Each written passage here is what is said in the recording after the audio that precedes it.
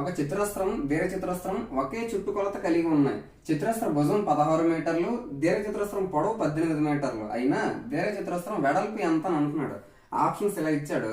చిత్రస్త్రం దీర్ఘ చిత్రస్త్రం ఆ రెండు చుట్టుకొలతలు సమానం అని అంటున్నాడు. అంటే చిత్రస్త్రం తాలూకు చుట్టుకొలత ఫార్ములా ఏంటి? 4a. దీర్ఘ చిత్రస్త్రం తాలూకు చుట్టుకొలత ఫార్ములా ఏంటి? 2 × l+b. ఆ విధంగా మనకి రెక్టాంగిల్ కి స్క్వేర్ కి పెరిమీటర్స్ ఈక్వల్ అన్నాడు. ఇప్పుడు స్క్వేర్ తాలూకా ఒక సైడ్ ఎంత ఇచ్చాడు? 16 ఇచ్చాడు. మరి 2 ఆ రెక్టాంగిల్ తాలూకా లెంత్ ఏమో 18 ఇచ్చాడు. మనకేమో బ్రెత్ వెడల్పు అడిగాడు. ఇప్పుడు దాని ప్రకారంగా 2 1s 2 2s 16 × 2 32.